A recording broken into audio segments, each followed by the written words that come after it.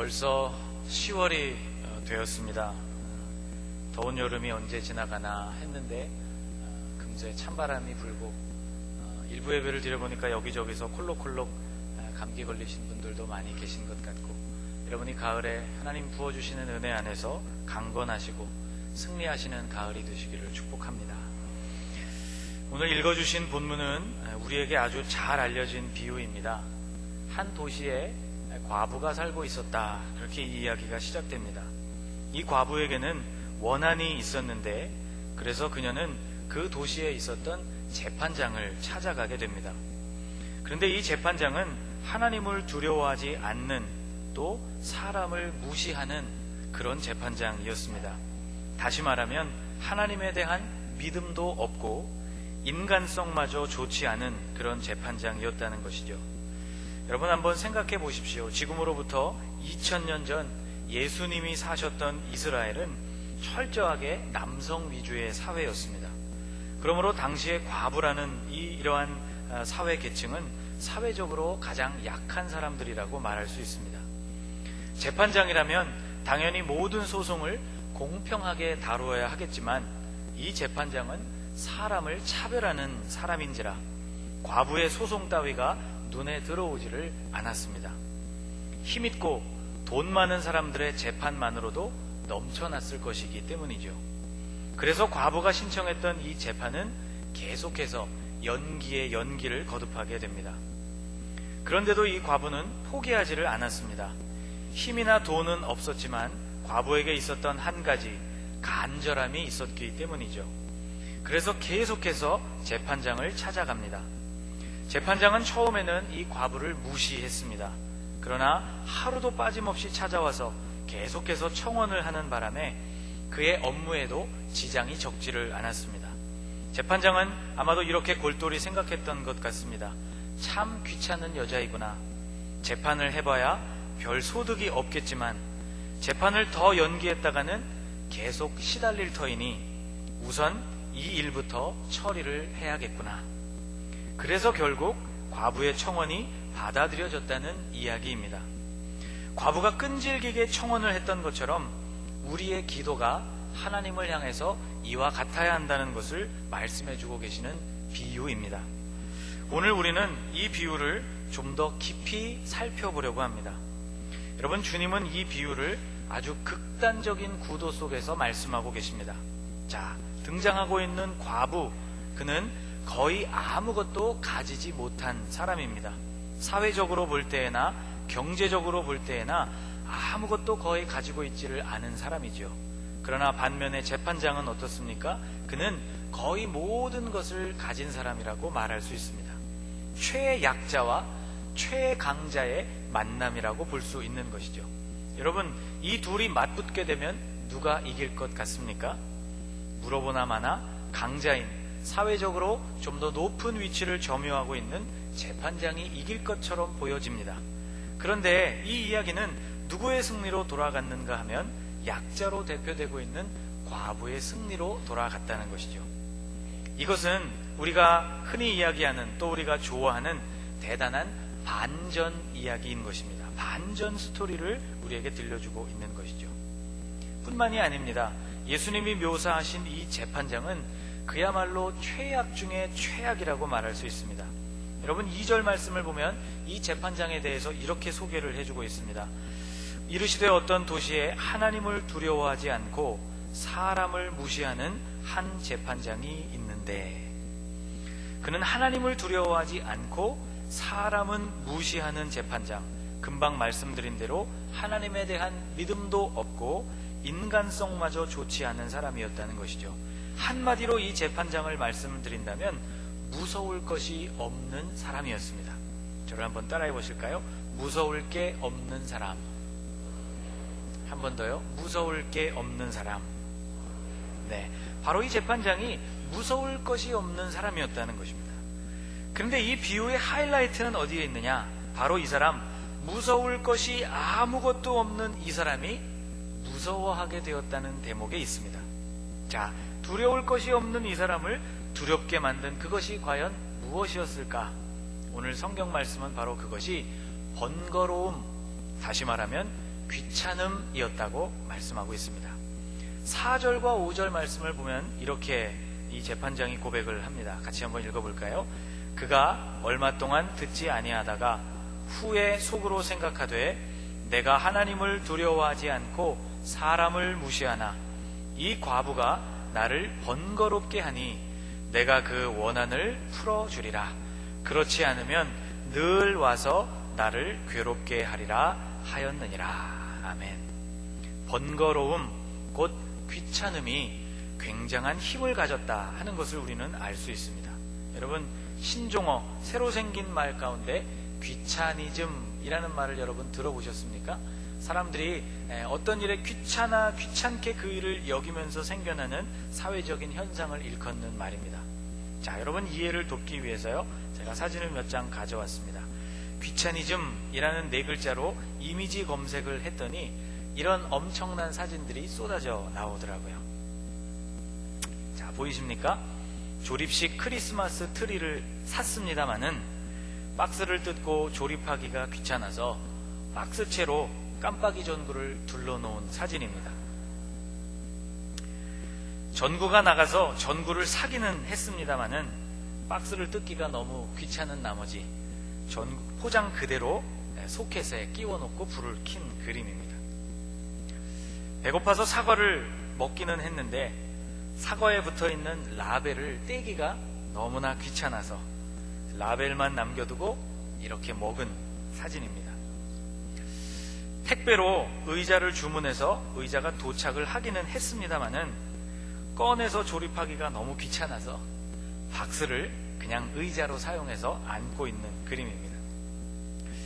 차선을 그리기는 해야겠는데 나뭇가지 하나가 삐죽 튀어나와 있어서 치우기는 귀찮고 해서 나뭇가지 언저리를 따라서 차선을 그려놓은 사진입니다. 여러분, 시중에 가면 그런 거 많죠. 우리나라에도 호떡을 이렇게 반죽해서 물만 붓고 반죽해서 프라이팬 위에 올려놓으면 요리가 되는 그런 레디믹스라고 하죠. 이미 다 재료가 그 안에 들어가 있는 그런 제품들이 시중에 많이 있습니다. 이 사진은 반죽을 하고 오븐에 넣기만 하면 케이크가 만들어지는 그런 제품인데요, 그것마저 귀찮아서 그냥 초를 박스에 묶어서 생일초를 켜놓은 사진입니다. 이것은 아주 기발한 발명품인데요, 여러분, 아이스크림은 혀로 핥아 먹어야 제맛이죠. 성격 급한 분들은 그냥 이빨로 물어 뜯어서 그렇게 아이스크림을 드시는 분도 있습니다만은, 아이스크림은 이렇게 핥아 먹어야 제맛인데 한쪽을 핥아 먹다 보면 반대쪽이 녹아내려서 이렇게 돌려가면서 아이스크림을 핥아 먹어야 하는데요, 돌려 먹기도 귀찮다면 이 제품을 한번 사용해 보시기를 바랍니다. 모터가 달려 있어서 자동으로 아이스크림을 돌려줍니다. 혀를 대기만 하면 자동으로 핥아지는 그런 아이스크림 기계입니다. 시계가 1시간 늦습니다.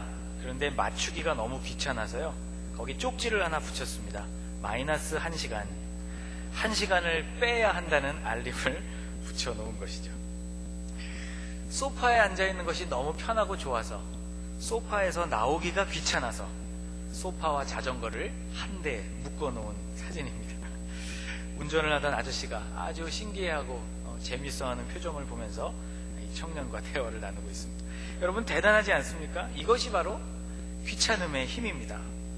비유에 등장하고 있는 이 재판관 역시 귀찮음 앞에 무릎을 꿇었다는 것이죠. 자, 예수님의 이 비유는 7절에서 결정타를 날리고 있습니다. 7절 말씀 같이 한번 읽겠습니다. 하물며 하나님께서 그 밤낮 부르짖는 택하신 자들의 원한을 풀어주지 아니하시겠느냐? 그들에게 오래 참으시겠느냐? 예수님은 이렇게 묻고 계신 것입니다. 자, 이렇게 못돼 먹은 재판관이라도 귀찮게 간청을 하게 되면 그 재판이 성사된다고 한다면, 인자하시고 사랑이 많으신 하나님께 우리가 간청할 때에는 도대체 어떤 일이 일어나겠느냐고 우리에게 묻고 계신 것이죠. 여러분, 하나님은 어떤 분이신가 하면 절대로 우리를 무시하시는 분이 아니십니다. 하나님은 우리의 아버지이십니다. 하나님은 참 좋으신 분이십니다. 여러분, 부모는 자녀의 요구에 아주 민감하게 반응하죠. 엄마 품에 있는 아기의 모습을 보면 그것을 아주 확실하게 느끼게 됩니다. 그 아기는 하루 종일 엄마에게 무엇인가를 요구합니다. 불편하면 칭얼대기도 하고 배가 고프면 울기도 하면서 엄마에게 필요한 것을 요구하죠. 그런데 엄마는 아이의 이러한 요구에 대해서 아주 즉각적으로 즉시 반응하는 모습을 보게 됩니다. 여러분, 하나님이 우리 자녀들을 대하여서 바로 그러한 모습을 갖고 계신 분이십니다. 예수님이 이 비유를 말씀하신 까닭은 1절 서두에 등장하고 있습니다. 1절 말씀에 보면 이렇게 되어 있죠. 예수께서 그들에게 항상 기도하고 낙심하지 말아야 할 것을 비유로 말씀하셨다고 했습니다. 두 가지, 항상 기도해야 한다는 것, 그리고 낙심하지 말아야 한다는 것, 이것이 오늘 주님이 말씀해주고 계시는 비유의 결론입니다. 이 결론을 위해서 주님이 이 특별한 비유를 사용하고 계신 것이죠. 우리는 포기를 모르는 이 과부와 같이 당장 응답이 없어도 절대 실망하지 말아야 한다는 것입니다. 그리고 끈질기게 간청해야 한다는 것이죠. 이것이 바로 훌륭한 믿음이라는 것입니다. 예수님은 우리에게 이런 믿음을 가지라고 말씀하고 있는 것이죠. 그런데 주님은 이 비유를 마무리하시면서 한 가지를 더 말씀해 주셨습니다. 좀 충격적인 말씀인데요. 8절 말씀을 보면 주님이 이렇게 말씀해 주셨습니다. 같이 읽겠습니다. 내가 너희에게 이르노니 속히 그 원한을 풀어주시리라. 그러나 인자가 올 때에 세상에서 믿음을 보겠느냐 하시니라. 여러분이 8절 말씀 중간쯤 등장하고 있는 그러나, 이것이 문제입니다. 인자가 올 때, 그때는 주님이 다시 오시는 날, 재림의 날을 뜻하는데 이 말씀은 이런 뜻입니다. 이 말씀을 쉽게 풀어보면 이렇게 설명할 수 있습니다. 하나님은 너희들의 기도를 들으신다. 그런데 내가 다시 올 때 세상에서 그런 믿음을 찾아볼 수나 있을지 모르겠구나.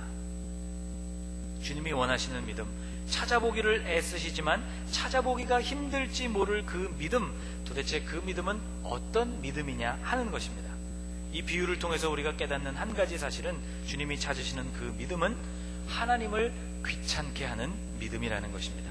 하나님을 귀찮게 하면 주님은 그것을 귀찮게 여기시는 것이 아니라 친절하게 우리의 기도에 응답해 주신다는 아주 단순한 믿음이라는 것이죠. 사실 여러분, 귀찮게 해서 원하는 것을 얻어내는 믿음, 그 믿음이 어떻게 좋은 믿음이냐고 반문할지도 모르겠습니다. 본래 제자들도 이런 믿음의 수준이 아니라 훨씬 더 큰 믿음을 주님께 구했더랬습니다. 오늘 본문 바로 직전 누가복음 17장 말씀을 보면 제자들이 예수님께 큰 믿음을 좀 주십시오, 그렇게 요청하고 있는 부분을 만납니다.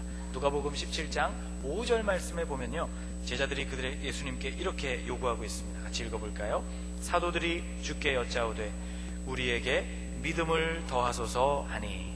이 말씀이 무슨 뜻입니까? 우리에게 믿음이 있지만 여기 위에 주님께서 믿음을 더하여 주셔서 점점점 더 큰 믿음, 더 큰 믿음을 우리에게 주시기를 원합니다. 그런 기도입니다. 예수님이 이 요청에 대해서 여러분 무엇이라고 대답하셨는지 아십니까? 예수님이 이렇게 대답하셨습니다. 주께서 이르시되 너희에게 겨자씨 한 알만한 믿음이 있었더라면 이 뽕나무더러 뿌리가 뽑혀 바다에 심기어라 하였을 것이요 그것이 너희에게 순종하였으리라. 예수님의 말씀은 이런 뜻입니다. 잘 들어보십시오. 믿음이란 많이 필요한 것이 아니고, 믿음이란 크게 필요한 것도 아니고, 믿음이란 있으면 되는 것이다 라고 말씀하고 계신 것입니다. 겨잘씨 한 알만큼의 믿음이라도 있으면 된다는 것이죠. 믿음의 크기가 문제가 아니라 믿음이 우리 안에 존재하느냐가 문제라는 말씀인 것입니다. 여러분, 겨자씨 하나는요, 이 정도의 크기입니다. 제가 여러분에게 겨자씨를 직접 보여드리기가 어려워서 제 손가락 위에 겨자씨 하나를 올려놓고 사진을 찍은 사진입니다. 따끈따끈한 사진입니다. 어제 찍은 사진입니다. 여러분, 제 손가락, 이 집게 손가락 위에 아주 작은 점으로 올려져 있는 겨자씨가 보이시죠? 여러분, 거의 없다고도 볼 수 있을 만큼 작은 씨앗입니다.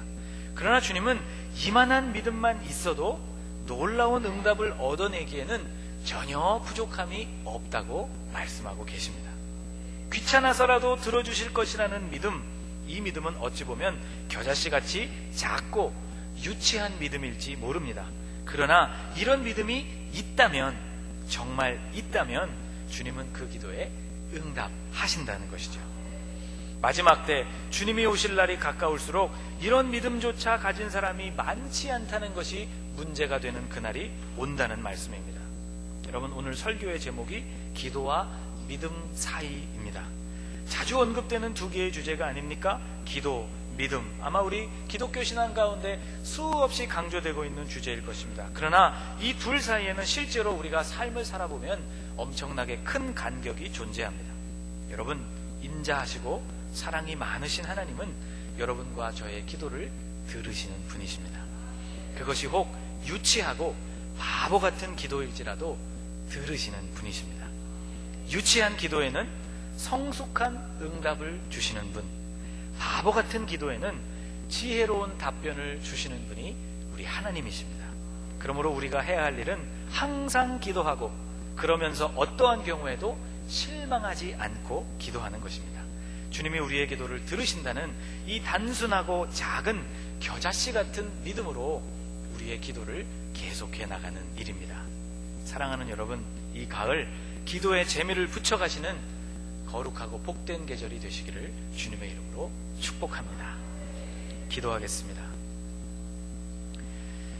밤낮 부르짖는 택하신 자들의 기도를 들으시는 좋으시고 신실하신 하나님 아버지, 항상 기도하고 실망하지 않아야 하겠지만 하나님, 우리의 기도는 지속적이지를 못하고 응답이 더딜 때 우리는 실망에 빠집니다. 그러면서도 큰 믿음, 대단한 믿음을 구하는 우리입니다. 주님, 겨자씨만한 믿음이 있기만 한다면 위대한 일을 이룰 수 있다고 하신 주님의 말씀을 믿습니다. 이런 믿음을 가지고 항상 기도하고 실망하지 않는 성도가 되게 하여 주옵소서. 유치한 기도에는 성숙한 응답을 주시고 바보 같은 기도에도 지혜로운 답변을 주시는 그 하나님을 기대하며 기도하는 성도, 기도하는 가을이 되게 하여 주옵소서. 예수님의 이름으로 기도하옵나이다. 아멘.